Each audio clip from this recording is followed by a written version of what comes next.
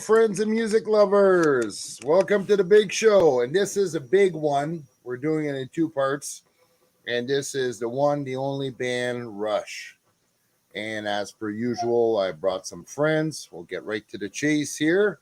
I got some friends. So he's officially now my co-host. Because again, he's so easy, he never says no to me, so he's always here. So His Holiness Pope Metallica is the first. How's it going, man? Good to be All back. hail, all hail. Yes, all hail. Yeah, I'm Become the doing Pope. great. And it's great because I love doing this. I love this platform where a bunch of dudes can just sit around, shoot the shit. Unless it's politics or transgenderism, nobody judges you. So I love it. So this is great. So thanks for stepping in, Pope. No problem. Always love talking Rush. Oh, yeah. One of the best bands. And then I got a question for you guys after. I just thought of it. Well, my second guest is almost a regular now, Mr. John Das Wolfen. How are you, sir? I'm doing good. And thanks for coming on. And ironically enough, I'll be asking you the question because you're a big Rush fan too, right? Oh yeah. Yeah. So that'll be part of my question, and we'll open the show with that. And again, my big brother on the internet, Mr. 70s rock fan. How are you, sir? I am awesome, my friend. Good to be here. Good to see you all. What a great panel you have tonight. What a wonderful bunch. Okay. $10 is $10. It's $10 between us, though. That's so right. Split between us. That's right. Oh, I got a question for you, 70s. Any Rush ale tonight? No, it's upstairs in the fridge. Geez. I should have cracked one open. I'm sorry. Yes, I've got the Henderson Brewery Rush beer, 2112 beer. But sorry, I forgot. I do have my Permanent Waves box set, though. I know. Recently, the 40th anniversary Permanent Waves. You framed it. No, this is the box. Oh, it looks framed. Okay. No, that's the box. I There's know. a poster inside, but there's several different vinyl and CD and everything in there. And that was on sale after Christmas. So nice. What is the normal price? So that's beautiful. It's a beautiful set. I love this album. Very nice. Well, you can showcase it to your heart's desire because Permanent Waves will be one of our showcase album tonight. And yes, I got him finally on the show. The man himself, Geddy Lee. Hi, I'm not Geddy Lee. No, nice to meet you. That's what they all say. That's what they all say. Yeah. Geddy Lee canceled, and Corey stepped in. Thank you very much, Corey. And he's a man that I've been following and admiring for a couple of years. Out of the blue, our paths crossed, and I asked him, "Would you step in and come and talk Rush with us?" He's like, "Dude, I'd be happy." So, thank you, Corey, for coming on. It's a great pleasure to have you, sir. Hell yeah, bro. I'm happy to be here. It's not often I get guest appearances on other people's shows, so I'm very happy to be here. I look forward to talking about this tonight. Honestly, I've got some interesting input. Good. Especially on Fly By Night album. Good. Oh, yeah, that's a good album, too. All right, cool. So we're all set up. So right now we have Courtney that showed up at 2 this afternoon to be the first. Congratulations, Courtney. And I did send her the link. A bassist punk rocker from Philadelphia's input is always good. She might drop by. And Mr. 70s. So, starting now, we will start my little slideshow that I kind of worked hard on. And this is not supposed to show. And excuse me, everybody. For anybody who thinks you're getting production value and professionalism, I'm still a rookie. So anyway, so basically we'll start off with the show. It's a Canadian band formed in Toronto in 1968, started off as hard rock, branched out in progressive rock. And the fascinating thing, in my opinion, is they were a trio.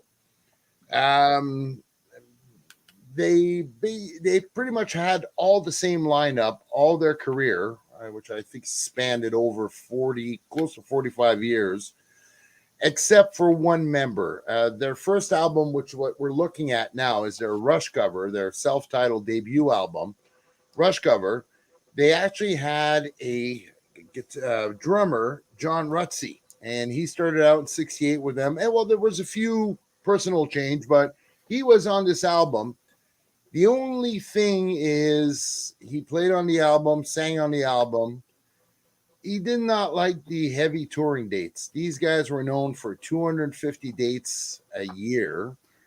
Wow. And that was too much for him. He liked the music, but that was just too much for him. So he decided to step down.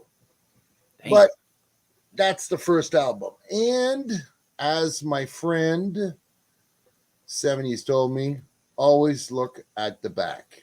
So here we go, sir. So that's the back. It's basically a straightforward rock intro album. Nothing crafty. Nothing really, it wasn't intelligent lyrics or anything like that. It was basically straightforward rock and roll. So I don't know. Zeppelin-esque in places, I'd say. Very Led Zeppelin in places. Absolutely. And a bit of Deep Purple too. And I wish I could make this bigger. And a tiny bit of Black Sabbath at the end with Working Man. Yeah. Can you guys see this? Yep. Okay, because I got a full screen here. And again, amateur night. I'm not a professional, far from it. Well, I mean, the great thing about this album is that the Working Man track survived almost right through their entire career as part of their live set. Such a good song. Oh yeah. Yeah, they never turned their back on that track particularly. So it is a great song. Which is good because they're a prog rock band, so they had a lot more complex stuff, a lot more complicated numbers, but they stuck with that the whole way through, even though it was one of their first offerings because they knew the fans loved it. There's some good footage from those days as well on YouTube of them playing at high schools around Toronto and various other small venues. As you say, they gigged hard. And I knew guys when I lived in Southern Ontario who had seen them back in this era at clubs and so on, so they were, even though it took them years to become popular elsewhere, they had a big following in the Toronto area, even at this time, And they also had another hit song. I think one of their first hit songs. Well, obviously, it's related to Buddy Holly. Working Man, a DJ in Toronto, fell in love with the music and played it for his entire show, nonstop. And that's where they basically got on the map because everybody kept hearing Working Man over and over and over and over. So it's kind of like a bit like Buddy Holly and the Cricket, the same story. But another good song they have in this is I'm in the Mood, which is, again, basic rock and roll, but straightforward and, another one of their light hits. John, overall, this album was fantastic. I won't lie. I didn't listen to this entire album until a couple of weeks ago when I got invited onto this show. Nice. I'd heard some of the songs, but I had never listened to the whole album. So when I started going through their discography and stuff, this one really stood out. I can totally understand how this album got them noticed on such a large scale. This was a hella good album. It's pretty heavy, isn't it? It's lovely. Yeah. It's really heavy.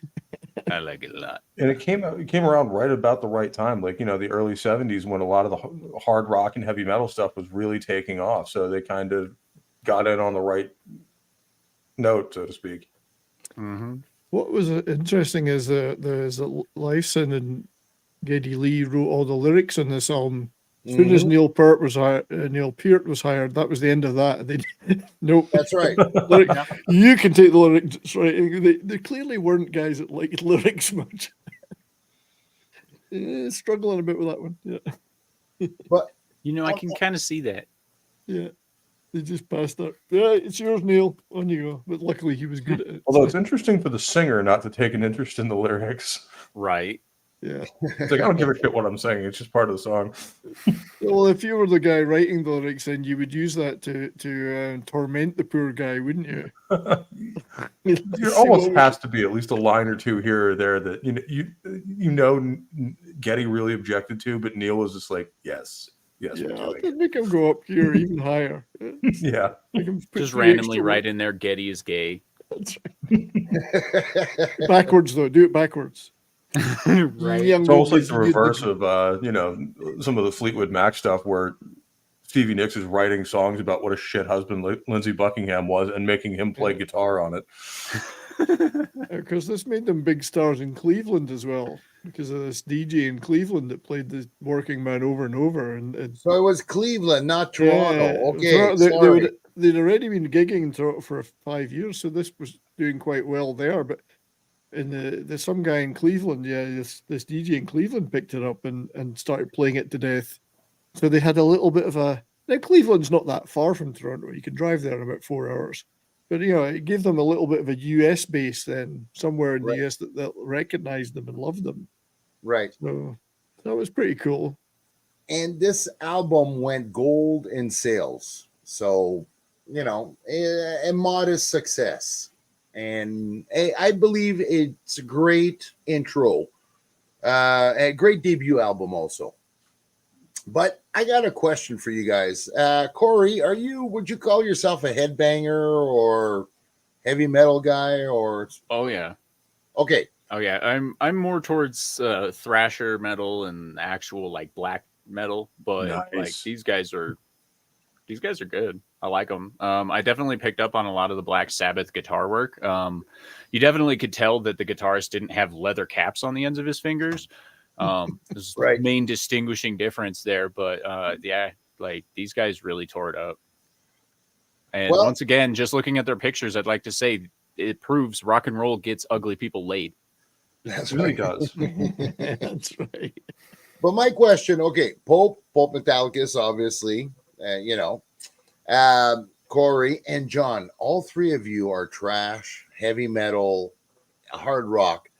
What is it that your first love, or I wouldn't say your first love, but your preference of music is something different from a progressive hard rock band?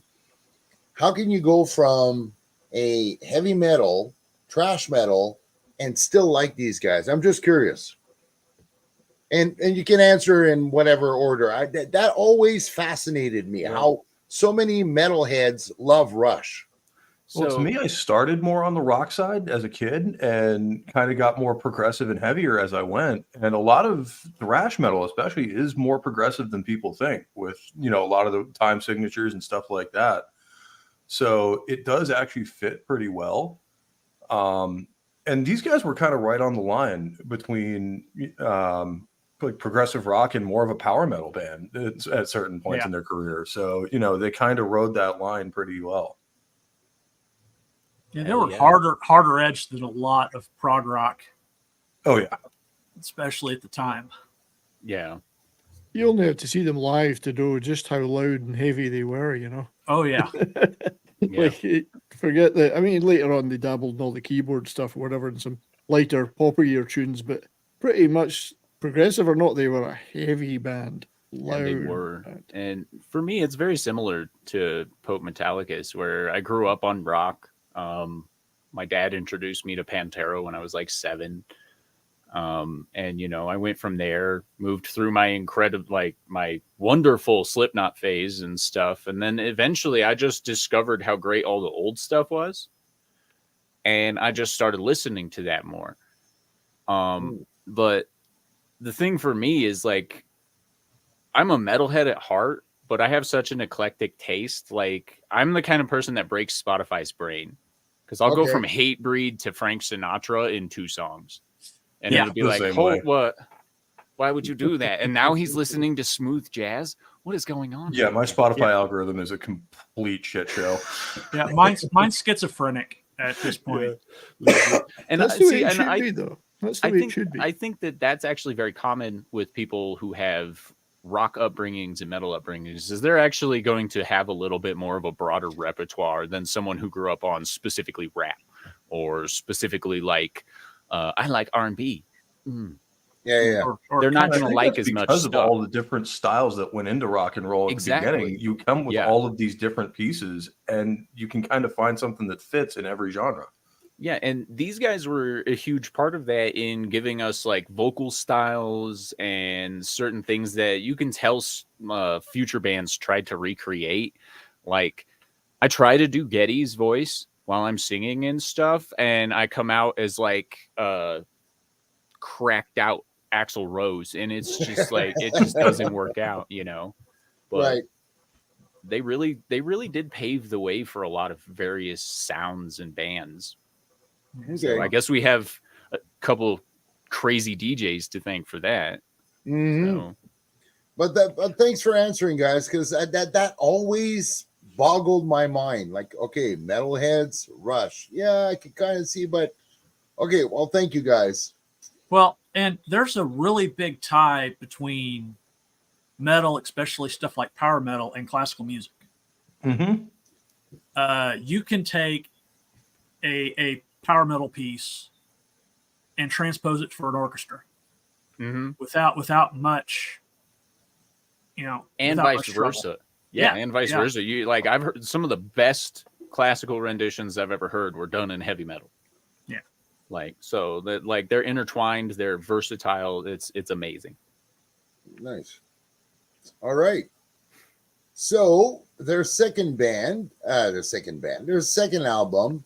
Fly By Night. Now, this was a good year for Rush, 1975. They came out with Fly By Night in February and Caress the Steel in September.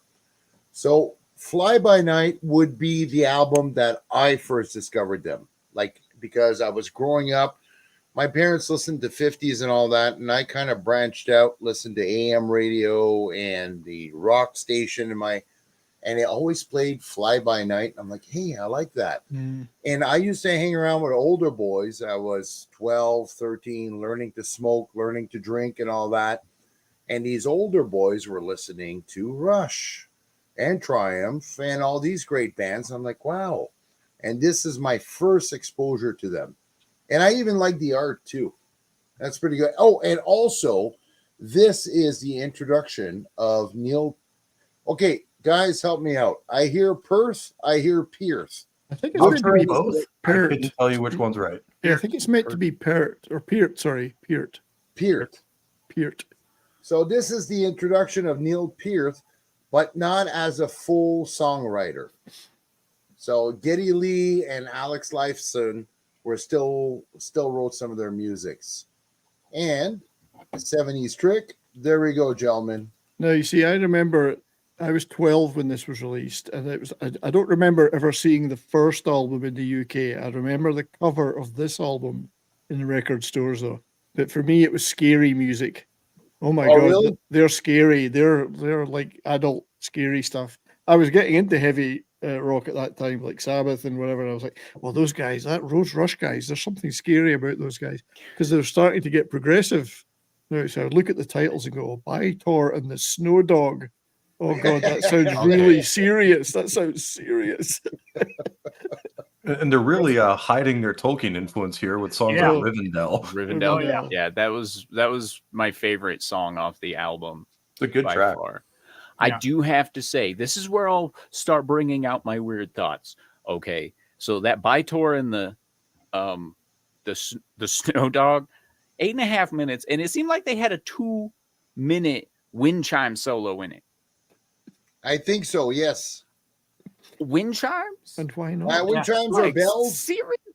Yeah, like that part broke my. I'm sitting there vacuuming a floor, listening to this album, and then next thing I know, I'm just inundated with wind chimes and bells, and I'm like, "Did my phone change? What just happened?" And like that broke my brain, and this also helped me realize like how many 7+ minute songs they have. Yes. Oh, yeah. And I was love like- the extended pieces. I love the extended stuff. It's great. It's just like at one point I was like, "Are you guys a jam band?" Mhm. They kind of are in a lot of ways. They're a heavy metal jam band / a prog rock jam band. It was really weird. I loved Rivendell though. I'll say that. Yeah, they're showing their influences. They've got Anthem, which is Ayn Rand.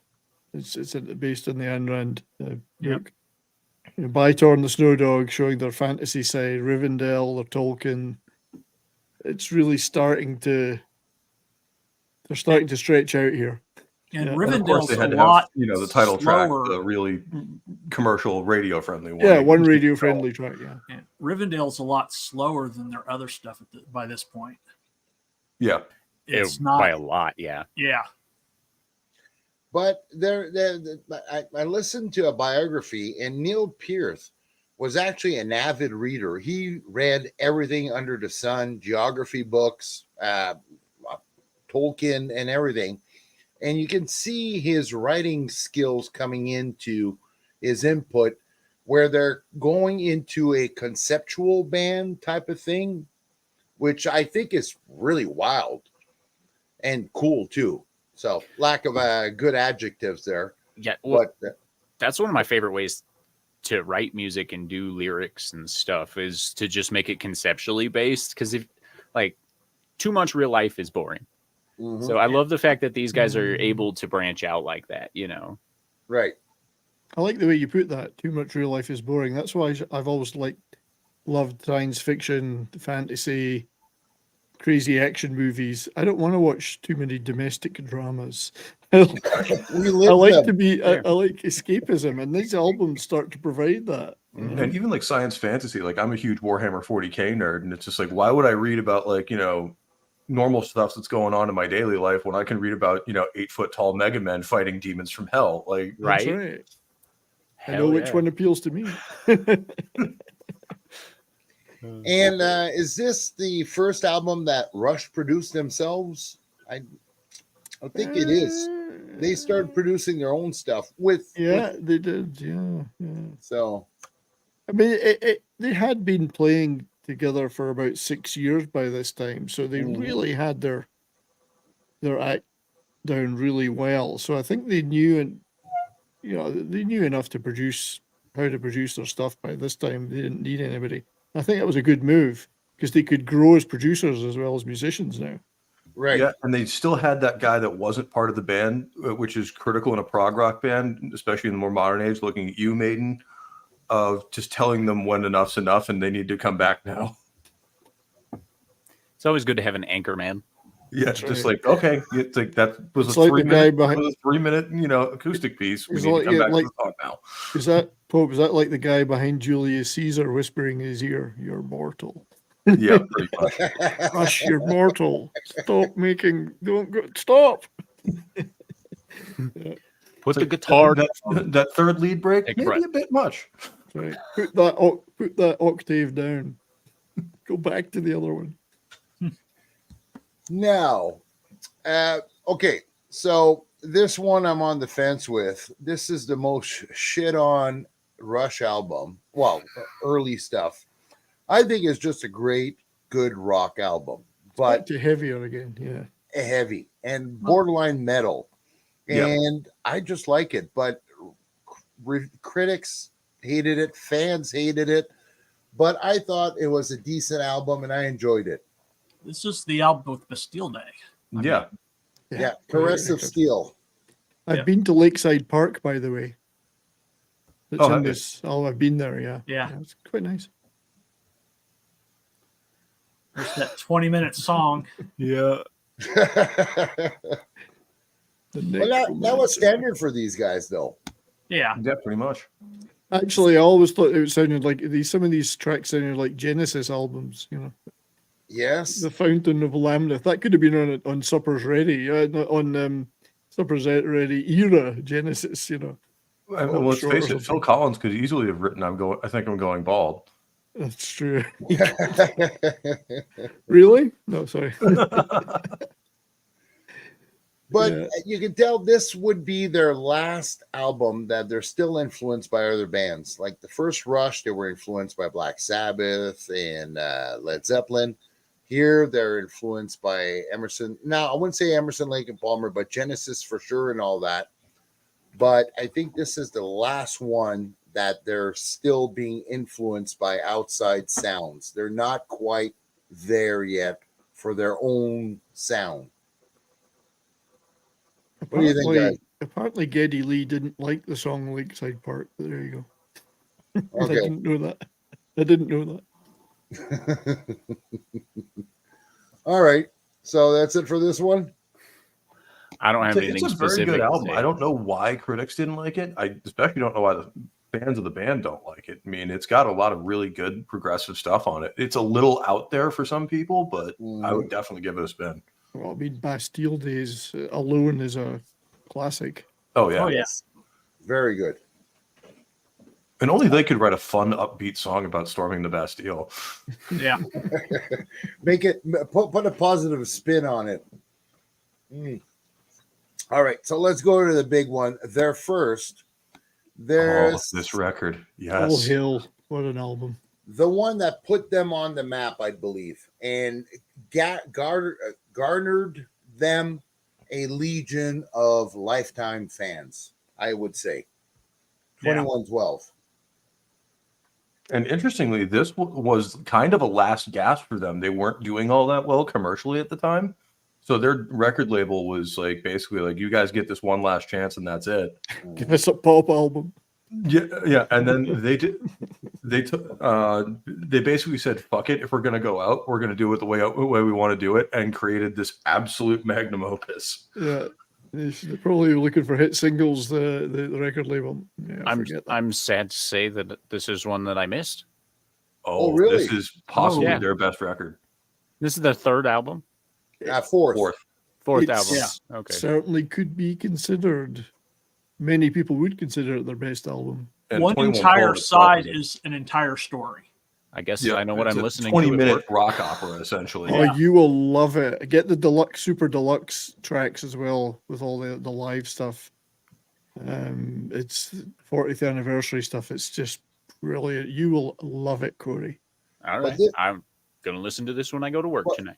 But this is conceptual album. There is no more conceptual album than this.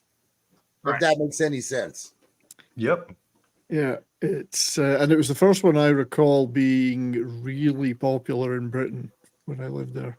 Right. Yeah, I was like this. There was a lot of students carrying this album under their arms. It was that kind of thing. It's like, look how clever I am. Now here's the inside pocket. The art. I like the art. I like the guy going into the pentagram. I don't know what it signifies, but I just think it's cool.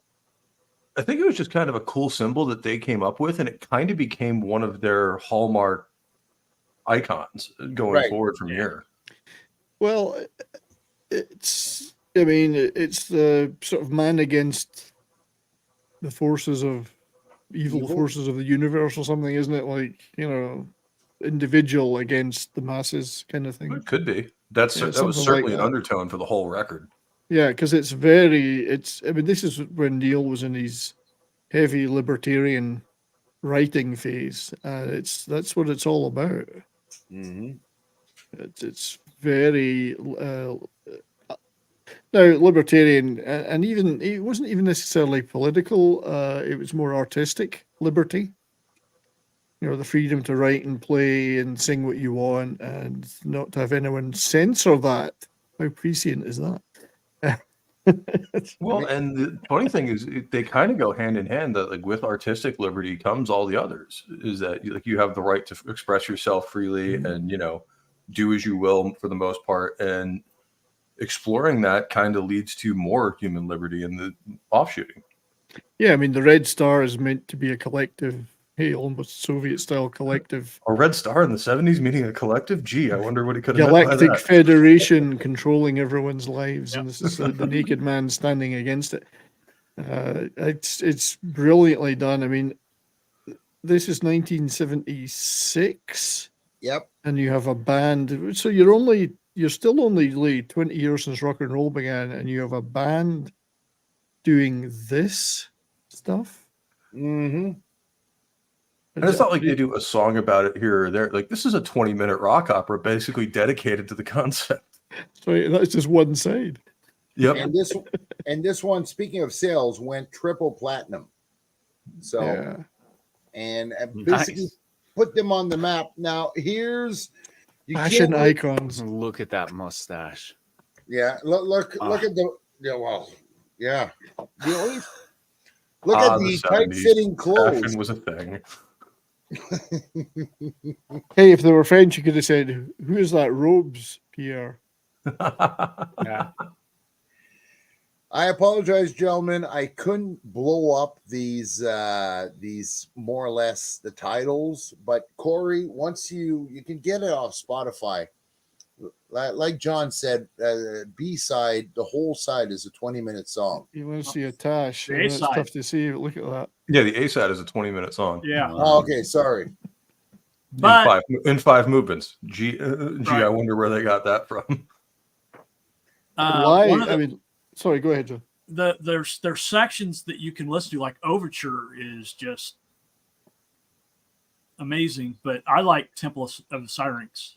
Yep, and there's some classical references even in Overture and a couple other places. Like Yeah. there's a couple of bars that are basically the 1812 Overture. Hell Yeah. yeah. And live, of course, we when you see the live performances from the tours around this era, they've got the twin-necked guitars. Gary's already starting to use the keyboard pedals, the bass pedals, and there's the keyboards while he's playing the bass and singing, and the drum kit's getting bigger, and it's just phenomenal. What a powerful band live, just incredible. I wonder if anyone ever told Neil, like, just because you own all these percussion instruments doesn't mean you need to bring them all on stage with you. And you don't have to play every one of them either. Yes, I do. He's like, Like, you can, you just don't have to. But the beauty of Neil Peart is whatever rhythm he do or solo he do, he would do the same all the time. And he had a great technique. It was close to almost a jazz musician, but a jazz musician that can do all the same solos. The guy was a legend. Unfortunately, we lost him way too young. Oh, I remember the night that I heard that news. I was walking out of a restaurant in Kamloops in British Columbia, and there was a TV on. It was a hotel lobby, and there was a TV on, and I didn't even hear it. I just saw the wording underneath the ticker, Neil Peart dead. Neil Peart dead. I was like, what the shit. Yeah, It already. really put a real damper on the night, I went home Yeah, and it was listened almost to the some same more. when Eddie Van Halen died for me. Like, my buddy Yeah. called me. It was like, did you hear him? Like, what? You mean Eddie Van Halen's dead? Yeah. It was a real blow. I remember that. And It was a bad night. oh shit! I should have pulled it out before. Oh, Ghost Rider. Have you ever heard of that, guys? Ghost Rider. Not offhand. Neil Peart. Oh, yeah. Yeah. Him on his bike after I believe his wife died. Right, his Yeah. wife died, and he went on. Like I had it for a while.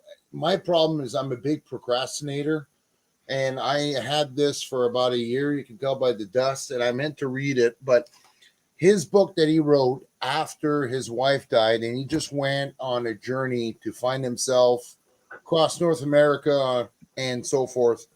And I still got to read it. I'll be my rainy day. And I think even later than that, he tried to go to gigs on his bike. The rest of the band would fly or take a Okay. limo, or he would bike to the next city.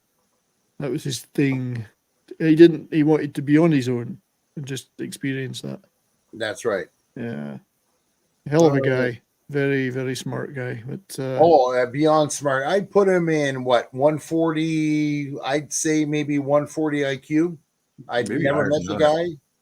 the other thing was that I can't remember which one of the documentaries it is. It might have been the R30 package, where he talks about, and there's a documentary about it, where he completely relearned to play the drums in a different style. So I think he got to about 1980 or something, 80, and he said, "You know what? I've never studied this. I'm going to sit down and study it." And he got some guy, masterful guy, to come in and help him, and he completely reworked the way he played. Right. Incredible to do that midstream in your career. And one of the first things he said this guy taught him was when not to play. Like, it's okay not to play something. To play everything. Yeah. Yeah, it's okay just to sit here. You know, it was that kind of Zen thing. It was a very Zen, but he completely reworked his style, which is just a phenomenal thing to do. I mean, anyway. And a challenge to a musician, because you know, as an artist, you like to think your craft is where it's at, and to teach yourself, and to even have the humility to think that, yeah, maybe I can learn it again, a better way, a different way. It's fantastic. So, And it takes a lot of willpower too, because you know, a lot of stuff becomes muscle memory after a while. Like Yeah. myself being a retired Marine, like some of the marksmanship stuff that we learned is just muscle memory. We just do it on instinct, and some of the stuff changes over time. So you have to kind of like consciously retrain yourself and Yeah. not fall back into the stuff you were doing before. mhm. Yeah. And sorry, go ahead. I was just gonna say, like, as a person who's currently discovering their musical abilities and such, like having to reframe like how you think about your music in general is incredibly hard. Like, I started out rapping. Okay. Mhm. I still write all my songs as rap songs and then turn them into like sang pieces, if you will. And so, like, going in and changing the fundamental style that you're doing all this stuff with, like, that could like, that has been in some cases a career ender for professional musicians and stuff. And Mm. being able to see a professional musician come out and completely rethink the direction that he's going, the style he's using, maybe even the tools in which he's employing these methods, you know, it's incredible to see that happen. I wish more modern artists would do that. And it's impressive that it can even happen, because a lot of musical expression is literally just an extension of your own thought. Mhm. And so you have to retrain your brain how you think and why you do certain things the way you do them. And to completely change that style is incredibly difficult. Yeah. Now, really is. Pope, I got a bone to pick with you. After the No. stream, you can never tell this joke. How do you make a drummer stop playing? Give him sheet music. So I Yep. hope that'll be the end of that. Neil Peart isn't a drummer; he's a percussionist. Like literally Oh, anything you can hit with a stick, he musician. played. And he That's wrote right. all the words. So And a lyricist too. Yes. because usually the drummers don't get to write the lyrics because that's what what's the last thing a drummer says in a band. Hey guys, let's do one of my songs now. Yeah. Unless you're Lars. Yes. Yeah. And John, anything you want to add to this? John, you've been very quiet. No, it's they've been saying things I was going to say, so I might as well. Okay. Well, Corey, do yourself a favor. Put this on Spotify. Rush Oh, the I will. Artist, 2112. You will thank us tomorrow. It's a I'll sonic probably thank you journey. tonight while I'm at work. Yeah, well, there you go. We're It's good. a sonic journey, Corey. Trust me, you'll love All it. right. And as Pope says, an eargasm. Mm-hmm. Yes. Yeah. I like that.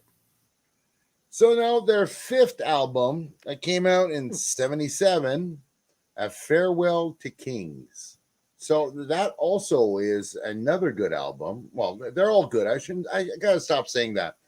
Well, guys, would you call it a conceptual album or just a mix album? What would you guys call it? This one's a Jeez. lot more eclectic than 2112, but it does still have some pretty high-minded concepts and stuff like that that are going on. Yeah, it's a mix. It's a mix. It's got Good job. it's got Cygnus X1 on it. Yeah, pretty much. It's still got the long science fiction inspired music. Yeah, and Xanadu, which Yeah. is not the Olivia Newton-John song. No. It's a good song. Well, no, I like the Olivia Newton-John one, but this one's a league above. Yeah. What is that? 16 minutes? I can't quite see there on my. Xanadu's 11 minutes. Yeah, 11 Xanadu's minutes. 11 minutes and the Cygnus Cygnus is like X1's 10. 10 minutes and 22 seconds. Yeah, I mean, they Yeah. were such slackers. Right. I don't know. But what Dude, was always I have trouble getting past 3 minutes. Okay, I've been programmed by radio, so I don't even want to hear slackers coming at 10 What was- minutes. what was funny about that was when it came to live gigs in later years, when they had to do these, you could see them going, oh shit, how do we play that again? Oh my god. 11 minutes. What, I did that thing in the bass and it would take them forever to get back into it. And I've actually seen this album played live, not by Rush, but by Primus. When they did that tour, it was actually really interesting because they did like half a set of their own material and then switched over into all of Farewell to Kings. And did not know Les Claypool can sing like Geddy Lee, but he can. I didn't know Nice. that either. No, so they still, like most of the other albums, there's always at least one track that mixed in that was more radio friendly, closer to the heart. Did get quite a lot of radio play. Possibly was a hit single. I don't know if it was, but it I think it did scrape the It was charts. like 10 on the It- US chart. Closer to the heart. Yeah. Yeah, I mean, it made the UK single. It was a hit single in the UK, albeit not a huge one, but enough to get a lot of radio play on national radio. So they showed their commercial side that they had on that. You know, No, it I wasn't was the- wrong. It only hit 36. Still, And I'm kind of surprised it was closer to the heart. If it was me, I probably would have picked Cinderella Man. Yeah. That's a great track. Yeah, I mean, the riffs on some of these songs on all of these records is one of the reasons I consistently say Alex Lifeson is one of the most underrated guitar players around. interesting that Geddy Lee wrote the lyrics on Cinderella Man. I didn't know that. Oh, Must have- yeah. Just looking that up now, and I said, "Oh my god, Geddy Lee wrote the lyrics on that one." But it's a great track. He showed he could do it. He showed he could do it. So, now Pope, elaborate on that. Why do you think he's the most underrated? Like I've heard interviews with him, how he plays guitar and all that, but I want to hear it from a guitar guy like you. because when it comes up to like, best guitarist or even rhythm guitarist, he's almost never brought up in the conversation because everyone wants to go for like an Eddie Van Halen and Yngwie Malmsteen or like, a Tony Iommi or somebody like that. And he kind of always gets left by the wayside, but he always comes up with these really catchy, really fairly simple riffs that just get in your head and stay there. Like I'll get the intro riff for Cinderella Man stuck in my head all day and it will just not leave until I play the song. it's funny because he could get you into the heaviest of riffs that were maybe in a different key from what you were expecting. So they're not riffs that you would go like, well, yeah, great, that's Eddie Van Halen riff. They're always weird sounding, and you get all these rock fans getting into them. It's just Well, like, that was one of my favorite things about Rush, honestly, was the unconventional sounds that they produced all the time. There were a couple songs where I know it's on a later album, but their YYZ song, the Yep. beginning of that song is really hard to get through. But the rest of that song is amazing. But there's And a that's reason one of the that things I song, loved about them. the intro to that song exists. It's actually Morse code for YYZ, which is the Is it? call sign for the Toronto airport. Toronto That explains Airport. why it's so hard to get through. Exactly. Yeah, just like the airport itself, it's very hard to get through. That's a very fair point. But But this, yeah, again, he was playing Versatility is- Geddy was playing the twin neck Rickenbacker bass on this stuff, and just incredible. But yeah, Lifeson's one of these guys. He's like semi-jazz player Yeah. almost, because he's not your conventional solo. You all know what a conventional solo sounds like. It's great, and it might be all over the place, but it's still in the same key as the rest of the song. Or he'd be, no, I'm going to do this backwards and up here, and yet it still makes you punch the air. It's incredible. And one thing he can do and does a lot in these songs is stop midway through a riff and shift, which is really hard to do because you're like counting the repetitions in your head, and you're in midway through one, you're going to just switch completely. It's really, really hard to do as a guitar player. Yeah, I'm staggered by the fact that they're making this music on this album that's so layered, and yet they could go live, and three of them live could play it on stage, and it sounded magnificent. Yeah, I've always been amazed by the fact that you have three guys that can make music this complicated and with this many different moving parts and stuff like that to it, and do it like you say, do it live without live. anybody else helping them out on stage. Yeah. Because I don't know how Geddy did it. He's got both feet going on pedals. He's going like this on a keyboard, and then he's back to the bass, and he's still hitting the pedals with his feet and singing. still And singing. like, how do you do that? I'm lucky I can play guitar while I'm staring at it and doing absolutely nothing else. Right. It's amazing. I mean, Xanadu is just such a great song. Oh my good. All right. Love it. And they had, and by this time, as we talked about earlier, they had everybody. They had the heavy fans and the progressive fans. Yes. Everybody loved them. I remember Yeah. distinctly at the time. I was 17, I think, no, 16. And they were kind of Everyone loved them. Like Everyone. they were kind of one of those few bands that everyone could meet at, like, almost like Motorhead or AC/DC, where the rockers love them, the punks love them, the progressive fans love them. Everybody's into it, and it's just kind of like everyone's just like, yeah, all right, yeah, we can do that. Yeah, the only people that didn't like them that I knew were the people who just liked pop shit, Yeah. Everyone that liked rock, doesn't matter what flavor, was into this. And I forgot that this was the first album, well, they recorded this album in Wales at Rockfield Studios, Oh, which nice. is a famous Welsh studio way out in the country. And there's a great documentary on either Netflix or Amazon about Rockfield. And all like Zeppelin played there, Sabbath, everybody recorded there. It was Nice. out and they could get their shit together out in the country, man. Mhm. Whereas I assumed Rockfield was just a description of Wales. It's just a field, yeah, basically, yeah, with some rocks. And the beauty by this time, like 2112s gave them their own sound, but this is like them saying, okay, we got our thing, let's run with it. Like they had everything at this time, I think. Their sound, their fans, everything, their contract, their record contract, they were just ready to roll. I don't think there's another band like them by this time. I can't think of any other band like them. They're Well- unique. Yeah, brilliant. Well, that's part of why they're so popular. Is nobody sounds like Rush. That's right. Yeah. That's why I call them groundbreaking in my title for the live stream, because there is nobody else like them. Like they might have sounded like other people, but there's nobody that sounded like them. And there's nobody like in history. Okay. Even Cream, which was one of my favorite bands. They were jazz, hard rock, heavy blues. There's no band that can make the sound and the quality of music that these guys have done. And fast forward to today, well, the more you go into the future, the less there is, but they were a unique sound in the history of rock and roll, I think. Yeah, there's nobody like Rush. Nobody. No. And you can tell a Rush song within probably 10 or 15 seconds of hearing the first bar. It's just like, that's Rush. Or some songs you hear bird call and you know it's Rush. Oh, yeah. Or wind chimes, right, Gordon? Yeah. I will forever think of them when I hear wind chimes. Yes. All right. So their next album, where is it? It came out in 78, late 78. First one I bought. Oh, you bought that? It's the first one I bought on cassette, funnily enough. You know what? I keep watching your shorts and I keep watching your From the Vault and all that. You're like, oh, cassette.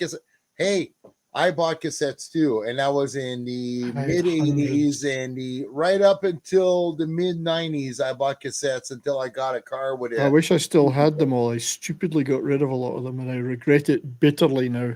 And you know what? I stood up to my wife after your advice, Mr. 70s, and I'm keeping all my cassettes. Don't get rid of anything. No, Ever. nothing. Physical media is where it Also- is. What? This You need to make sure you use them regularly so that It's- magnetic decay doesn't happen. That's right. Yeah. Well, then I just want to look at the box. So I would keep it just for the box. I still have a few. I've got the Beatles at the Hollywood Bowl cassette. I wasn't getting rid of that. That's quite a rare one. Yeah, this is another one of the albums that has like the opening side is an 18-minute There we go. sci-fi Yeah. epic. Singles X1 Book 2. Great Hemisphere, cover as well. which Great is cover. 18 minutes and 4 seconds. Is that all? Very disappointing. This clearly they were slacking off by this time. I mean, Clearly. I Yeah. mean the attraction of because they recorded this at Rockfield, all those sheep in the fields. Clearly, that was attracting them. So That's what attracts you, not the. Anyway. But yeah, and again, it's got that fantastic 18-minute long story song cycle, and then you've got The Trees, which was a hit single again, and that was another hit. But And if there nothing. was any wait. kind of debate as to Neil Peart's philosophy on things, the So- trees kind of put the final nail in that. Yeah, they're busy arguing with each other, and then along comes the axes. Yeah, but I mean, where would you hear another song in the charts, the record charts, like The Trees? Mhm. Just and here's the Bee Gees and Staying Alive, and at number 2 it's Rush with The Trees. It doesn't quite fit. Does it? All right. Low spec. Have a good one, buddy. Thanks for dropping in. Spec. Always Yeah, appreciated. See you tomorrow on Thursday Night Throwdown. Yes. Yeah. You can pimp your stuff on my channel. Mind you might be wasting your time. I'm just saying you can still pimp it. Pimping my stuff on any channel is a waste of time. Not in But this no, space, mate. far from it. But this is a good album. And you know which one is my favorite? Being a guy who plays drums and he loves long jam bands, La Villa Strangiato. Yep. That is so cool. And I don't think there's any vocals in that, if I remember correctly. It's Their instrumental stuff is some of my favorite. Yeah. I still can't pronounce that title after 40 years. I still can't pronounce it. I've just given up trying. Strangiato. Strangiato. La Via Strangiato. But excuse the profanity and the crudeness, but this is basically musicians swinging their big dicks and like, hey, look what we can do. That's what they're doing in this song. It's a beautiful piece, 9.5 minutes, and it just rocks. It's just a wonderful, great, and I'm sure it would have been great live. I am guilty of never seeing Rush live in my life, which is one of my regrets that I have to go to the grave with. Just to let you know, guys. I feel so fortunate to have seen them twice. Yep. I never have, unfortunately. It's Same. When I think of the bands that I've missed, and I regret bitterly, I'm so glad this isn't on that list. Unfortunately, the last time I saw them, Extreme opened for them. oh, And I sat in the car until their set was about over, and then I went in because I absolutely hate that song that they did. That was all over the place. More than words. Yeah, that one. Which is a shame because they used to be quite a good band before that. But, And then it went commercial. They sold out. yeah, Happens to a lot of them. second time I saw them. First time was the Permanent Waves tour. Second time was in the R30. And they played all the cover. They did that covers album with stuff like Crossroads and stuff on it. And it's a great album. If you've never That heard must it. have been good. Crossroad with Neil Peart. They did a whole lot of covers of their favorite songs, and it's really good. Yeah, the first tour I got to see them was Signals Oh yeah. because I had just discovered them with Moving Pictures, and then I went back and Mhm. got all the other stuff. Yeah. But this is the first one I saw them. Is this the tour for this 1980, early in 1980 as well at Stafford Bingley Hall, and fuck me, it's Permanent Waves. one of the best nights I've ever had in my life. I just have to Wow. point out, I bet better than Niagara Falls 70s. Nothing's better than the Sundowner in Niagara Falls. Okay, there we go. I would just like to So- point out, I so was good. still not even alive at this point in time. That's Yeah, a good but story. we were thinking of you, mate. We were thinking of you. I wouldn't be Yeah. around for another 7 years at this point. Same. Mm. Well, I was old Old 9 people. years old, and I still didn't discover Rush yet. All right. Nice. I got to run. So I'll Yes. see you guys later. Have a great rest of the show. I'm glad Pleasure meeting you. glad I got to be here for a little bit. Thanks, Yeah, John. it's good to see you, mate. Have Always a good good. one. Take care. Still. All right, John. This is what they looked like in that era, of course. So, yeah. Look at the drum set. Look at Yeah. that. That's before he had the really big one that goes all the way around him. Yeah, I know. That he did Tom Sawyer on it. Yep. But All this right. was this album. I actually bought this one on vinyl first time, not cassette, and it was a very big album for me at the time. Huge album. The spirit of radio. Such And an Free Will. interesting track. Free Will. Those were the two songs they played the most in Canada. Not surprising. Spirit of Radio was it reached. I distinctly remember it. It reached number 3 in the British singles charts, Wow. and it was just like I was so excited by that because tons of people who never even knew who they were heard that and went, "Who is that? What is Well, that?" You know. It's the number 3 Rush song on Spotify. Not Mm. surprising. Yeah. And No, the it's- crazy part is really good. what they're talking about in that song is still happening, like the corporatization and kind of automation of music. And they're talking about this in 1980. Yeah, Exactly. the machines we use to make the noise or whatever they say. Yeah, like, like all this machinery making Yeah. modern music can still be open-hearted. Like that is just Yeah. a hell of a line. And Free It Will is. as well. I Like- mean, talk about some of the more philosophical concepts of their music. Like the line that always stuck with me with this song was, "If you choose not to decide, you still have made a It's a choice." choice, and I use that line all the time now. For the rest of since then, I use it all the time. And I mean, hey, it's always something the Marine Corps taught us as well. Is like choosing to do nothing is a choice, and it's usually the wrong one. right. Well, two wonderful people. Lady V showing up. You're never Hey. late, Lady V. You're just fashionably here. And Mr. Pops, one of my buddies. I love that guy. Pops is a great guy. So thanks for coming in, man. And he's got a bounce. But yeah, so this was what was this? Geez, I think this was like triple platinum also. And it was Should've good. Should have been. But you'd be surprised what records sell and what doesn't sell. Their biggest commercial hit was actually Moving Pictures.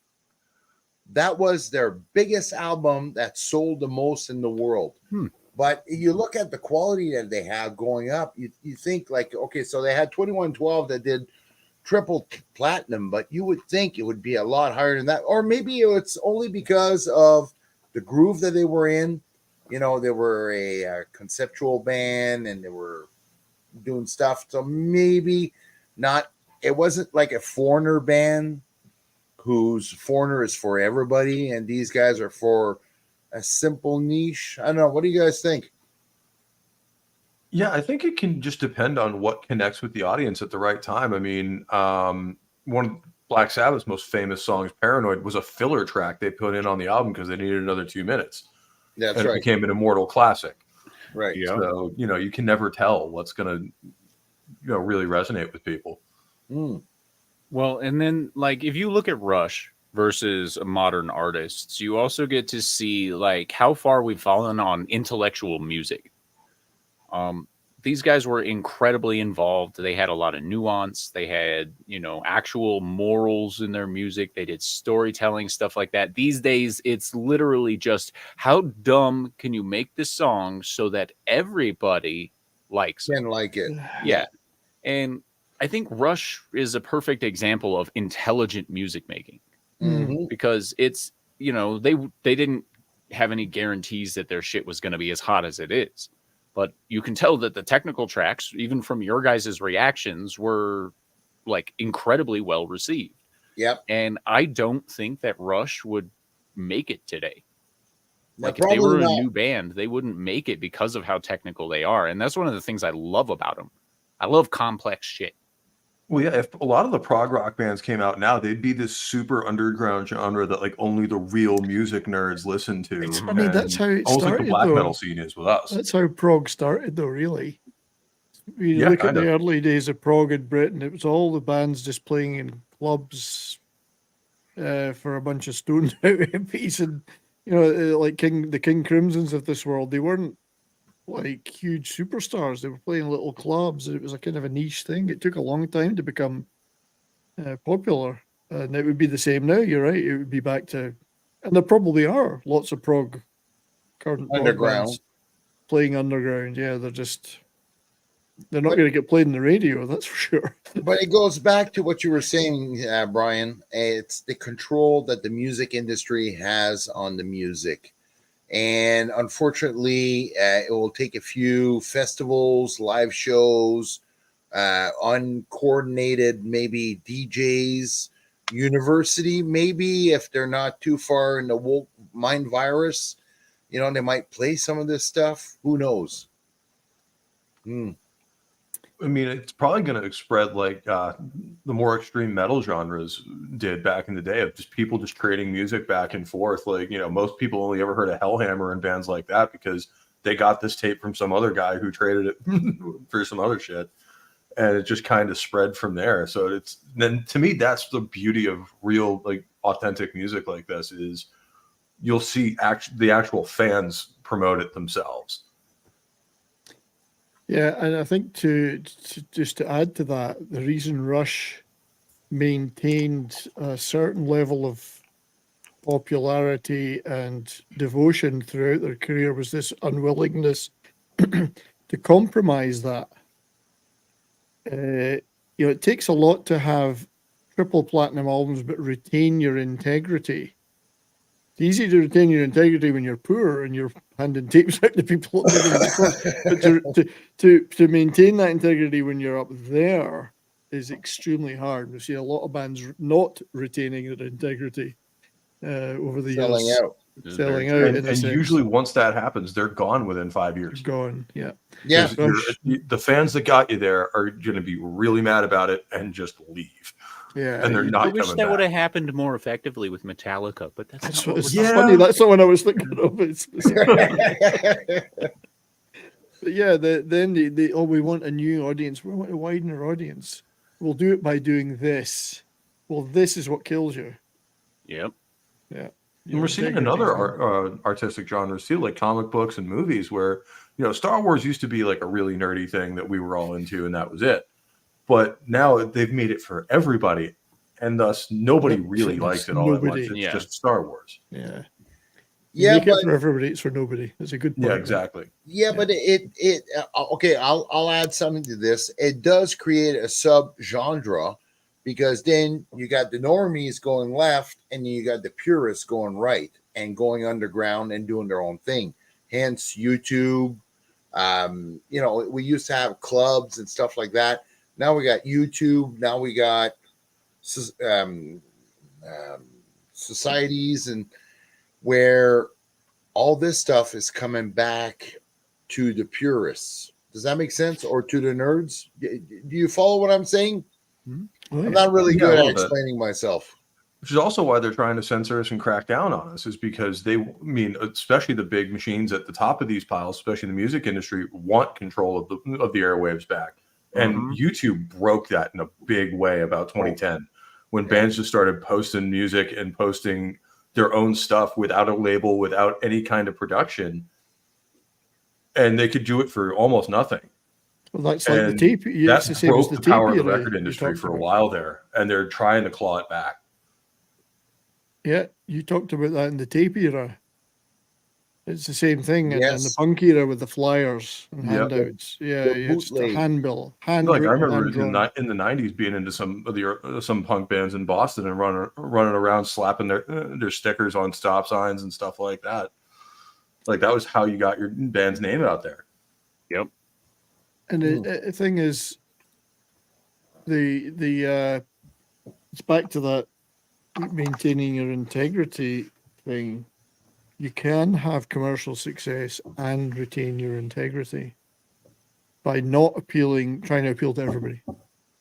No, but just doing what you do best and doing that better every time.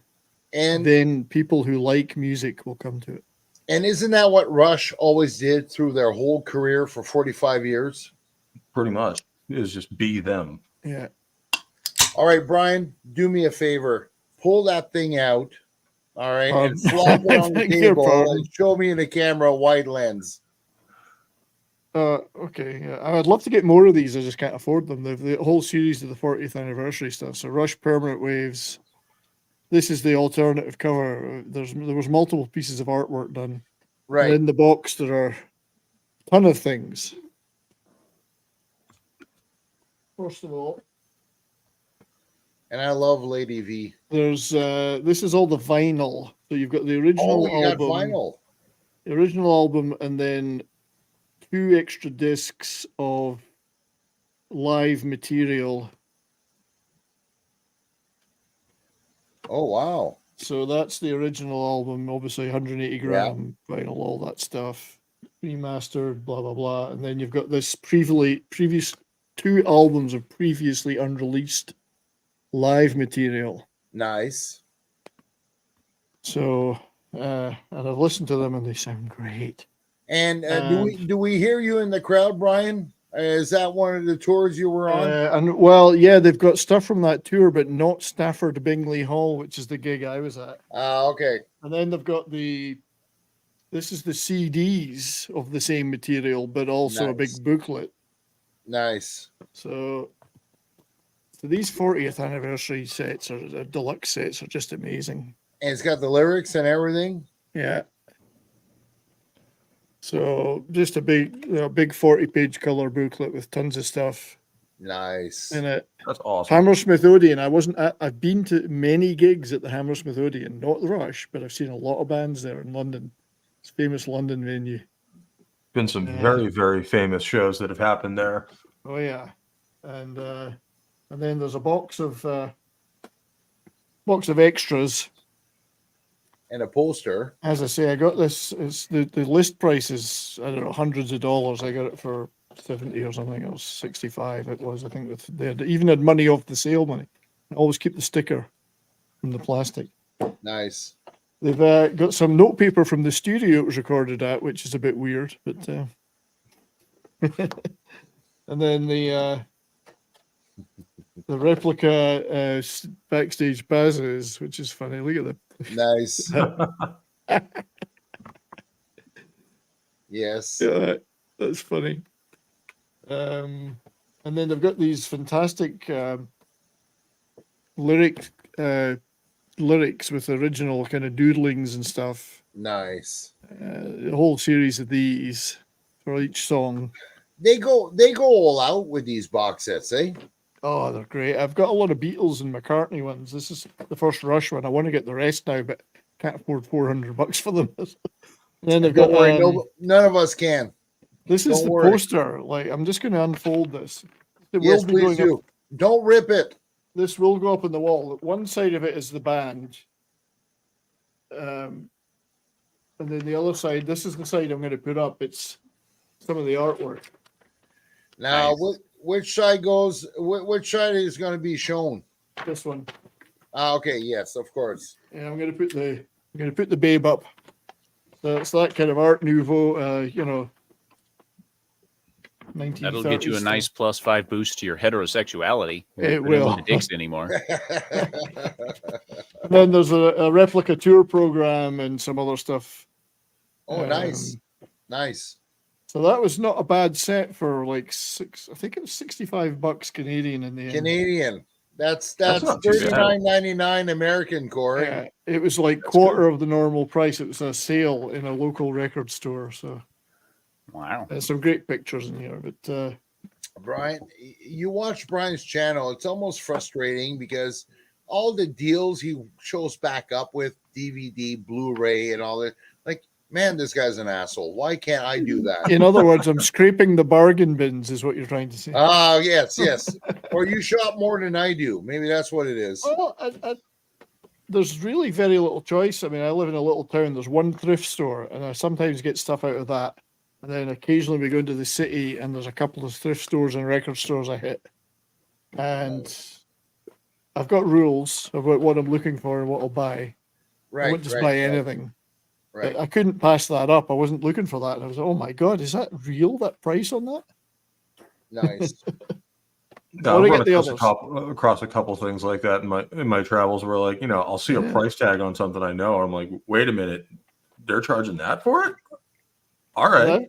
I've bet. got a bunch. I've got a buying bunch it. of the Beatles ones and the McCartney ones. The McCartney Wings Over America box set is just phenomenal. Yes, That's it why is. going to like conventions or, like, in this space, record shops in the local area, it can be massively rewarding. Is not only do you get to know the local scene and stuff like that, you also get to see some really good deals come across you and play it every now and again. Oh yeah, you got to keep looking. The funny enough, the best one I've had in the last year was a local church sale. Yeah, a church down the road had a sale, and I thought, well, we'll go and have a look. I came out of there with, like, I couldn't carry the amount of Blu-rays, DVDs, books, even sealed VHSs. They had a set of, like, things like Star Wars VHSs nobody wanted, box sets. They gave the VHS away, like, for nothing. I thought, Wow. oh, Mad Max VHS sealed, I'll take that. I'll take that. But it was 10 cents for a DVD. But if you bought 5, you got, like, half off. And it was just box after box of stuff. I was like, special edition Blu-rays of collector's editions. I was like, Right. At a certain point, I feel 25 like I'm robbing them. yeah, I was like, are you sure this is the price? I got a, like, Mel Brooks 8-movie set for 10 cents. Just like Wow. kind of, it's like, That's nice. okay. Nice. So, If you it's- insist, okay. It's a great way of building the collection, the physical Oh, yeah, yeah. collection back up. and So, this would be great in your will. You could start fights with your children. nobody, my children don't want this shit. Oh, Then give okay. it to me. I will send you my address to put in your will so that they Okay. can send it to me. Well, I don't know if they'll go that far. They are Scottish after all. That's right. They invented the copper wire. That's right. They were dropping a penny. Scotsman dropped a penny and invented copper wire.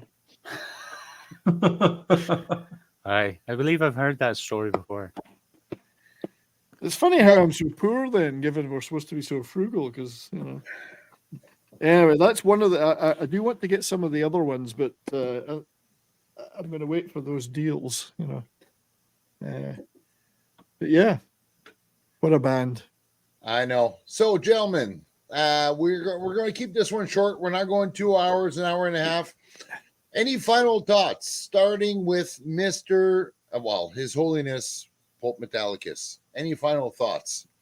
I mean, Rush is one of those bands it's impossible to say enough good things about. Like, they're a completely unique act that kind of changed their scene in forever and really left an indelible mark on rock as a whole. There's not too many, even music fans that I know of, even of other genres, that have not heard of Rush and like their stuff. So, I mean, if you haven't checked out some of their deeper tracks, I would heavily recommend it. It's been a great amount of fun listening to some of their early stuff again, because I hadn't listened through it in a while. That pretty much ever since me and 70s did our show on them. Right. And it's just a real treat to kind of go back every now and again and listen to it, and it never gets old. So I can heavily recommend this band to any and all comers.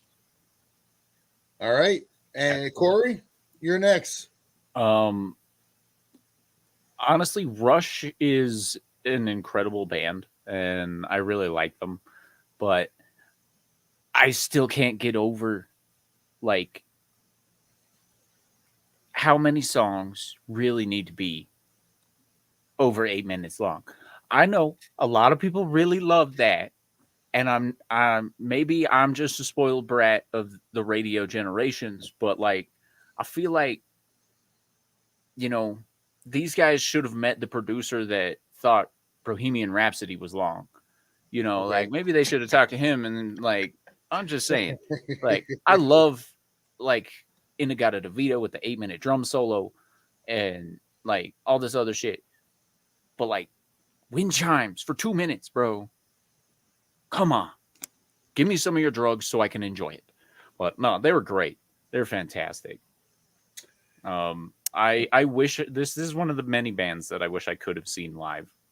Pretty much all the bands I want to see are dead. So Yeah, pretty it's much. unfortunate, isn't it? like all of them I want to see are dead. So, like I'm definitely going to check out 2112 when I get to work. Yes. Oh, you'll love it. And yes. I'm probably going to just continue to listen to Rush for the next few days because of this. So, Oh, thank you. Thank you very much. And you know what? Okay, usually I let my guests speak, but this time, this is another reason why I'm doing these live streams, to try to get the younger generation to enjoy what we old people like to do, and how great the music was back then, and how different the music was back then. It's not all, cookie cutter, paste, copy, pop song, half naked teenage girl, none of that. I've These are nothing actually against them. guys that are not photogenic, and therefore they're just great musicians. So, all right. So sorry, I took away from 70s. Oh no, thunder. it's your show, mate. Your show. Yeah, but you're my guest. I don't have a show unless you guys are here. So after you, sir. There's nobody like Rush. It's incredible that they're Canadian as well. Did our lawyer call you? Yeah, $10 is $10. It's incredible that they're a Canadian band. Rush were the greatest polka band in history, if you've ever seen them play polka. Yes. There's no one like them. They're immortal, and the people will still be listening to them 100 years from now, which is the mark of any legendary, a truly iconic band. I can't find the screenshot of my ticket from that gig in 1980, but it is up in a frame on the wall up there. But this, I didn't really want to run upstairs to get a beer, but I'm sharing my screen for anyone who's interested. Yes. Rush have a relationship with Henderson Brewing in Ontario, and this is the beer I got, the 2112 beer. Look at this, Corey. It came in a special collector's box as well with all the artwork. And it's quite a nice beer, so go buy that. And I think they're doing more beer with them, other Nice. themed. So that's but yeah, fantastic band. I love them dearly. 2112, Permanent Hemispheres, Permanent Waves will all be in my top 50. Those three are particularly in my top 50 albums of all time. Maybe close to the top. It always changes from day to day, so it's hard to say. Depends on your mood. Yeah, it depends on my mood. My wife, who is Canadian, hates them though, so it's extremely difficult. That's always a point of contention. I think she hates more Geddy Lee's singing than anything else.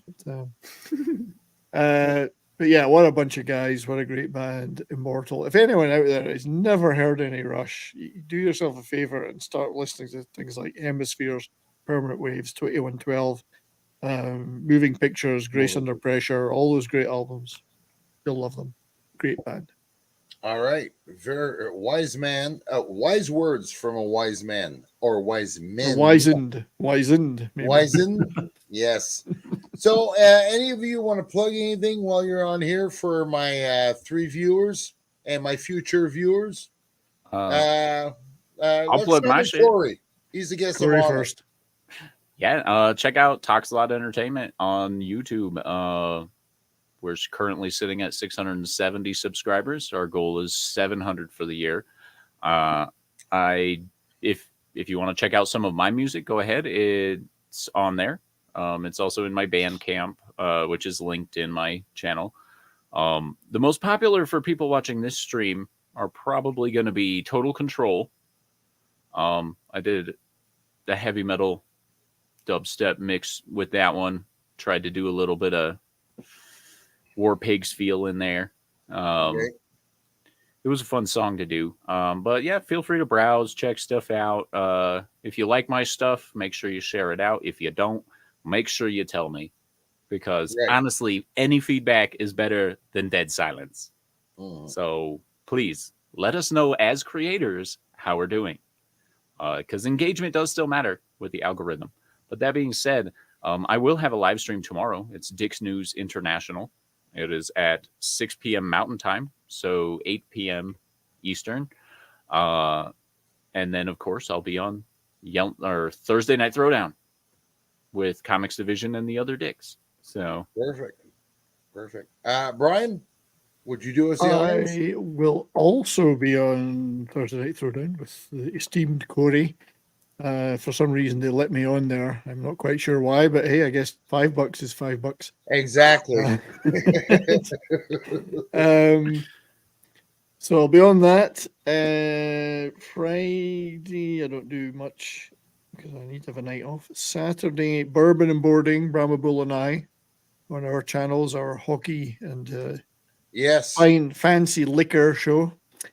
Yes. And liquor in the front and whatever in the back. Poker in the rear. Poker in the rear. Yeah. And Sunday, shit list on Midnight's Edge, After Dark, Culture After Dark. And then Monday on my channel, Yes. I'll be there. Cobra, Canon Film Club, Cobra. Oh yeah. I'm expecting I a big love that. crowd. This should be fun. Mhm. Who knows who may turn up as a guest on that one? it's a great movie. Cool. Oh, it's fun. Corey, you are welcome to join us, Corey. What time is that? It's 3 p.m. Mountain Time. Yeah, I got to work. Well, anyway, we'll do something. We'll figure it out. We'll figure it out. Yeah. And Holiness the Pope, you got anything going? Yeah, right now been pre-recording a bunch of stuff of my Rogue Trader playthrough with Trucker Rob. So I've been putting those up on my channel sporadically. As far as YouTube goes, I'm not really putting any new content up there unless I have a gaming video or stuff I want to do. All my music stuff is going to be switching over to Rumble, since YouTube has been an absolute pain in my ass when it comes to copyright in the last few streams. So I'm going to be moving Rock and Roll Religion over to there, and we'll probably be pre-recording it. So we may be doing a little bit more in-depth views on like some of the albums I've already covered, and then probably try to brainstorm some more stuff I can talk about over there when we can actually play the music and show you guys what we're talking about. I know. And like 4 12-minute clips just for Corey of live soul guitars. 12 minutes. As long as it's not wind chimes. No, or bells. Triangle. Nothing but How about triangle. vibes? How about vibes? I love that. Lionel Hampton's is the king. Yeah, I wonder the Corey's point about the chimes thing. I wonder how many takes they had to do of that. Like he got 1 minute 40 seconds in and went, "Fuck, I just hit the wrong one." Start again. Right. I can only imagine. The sound engineer on that was probably like, am I allowed to wear earplugs? All right, guys. So as for me, I'm doing part 2 of Rush, 1981 right up till 2015 until they retired. And for Lady V here, just so you know, Lady V, I found a new app that lets me record off YouTube, and I don't care about monetization or all that. So yes, you will be getting clips of these bands and how wonderful they are. And that's pretty much it for me. That'll be the next thing into February, because I do a live stream every 2 weeks to a month. Next one after that is Triumph, a heavy hard rock Canadian Another band Canadian power trio. trio. What is Another it with power Canadian trio. Power trio. And at the end of February, early March, I'm doing an homage to one of my favorite race as a Canadian, the Scots. We are doing Andy Stewart featuring Mr. 70s Rock Fan. Was a Yes, soldier, a Scottish soldier. Yes, anyway, Scottish My- Soldier. Scottish soldier. Absolutely. And he wrote that song just for that. So, and that's Donald, about it where's for your me. trousers? Donald, where are your trousers? Let the wind blow high, let the wind blow low. And just so you know, Corey, our first prime minister at Confederation here in 1867 was actually a Scots, Sir John A. Macdonald. Scottish people built this country. Wow, Pretty sure with Laurie the help, was, you know, Laurie Scottish too? they were led by the French, but it doesn't really matter. You know, they were here, right? So, and then we taught them how to play hockey.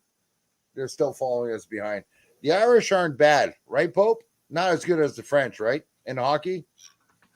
Well, I mean, it depends on who you're talking. The actual Irish, I don't know of many players, but the Boston variant certainly throws down with the best of them. Well, let's just put it this way: Boston's Irish team, their best captain was Ray Bourque. That's all I have to say. It was a French guy from Montreal. So I should point out the second Canadian Prime Minister, Alexander Mackenzie, was also Scottish, and I've seen his birthplace in Scotland. Nice. There's nice. a plaque. Which There's a one of the plaque. Mackenzie brothers was he? He was the third one they don't talk about, Alexander, Yeah, he 'Cause he's ruled a Canada hoser. for 4 years. because he's a hoser. Oh, good going. over here for donuts. Don't listen to him, eh? He's a hoser. Hey, look who showed up in the chat. Late Hey, as Vince. always. Hi, Vince. Hi, Vince. So on this note, folks, thank you again for coming over. Well, he's talking to you. Sir Talks a Lot. He's in the chat. There, voila. So as again, folks, thanks for coming and supporting us and sharing our love of music. We're always appreciated. And until next time, have a good one. Keep on rocking.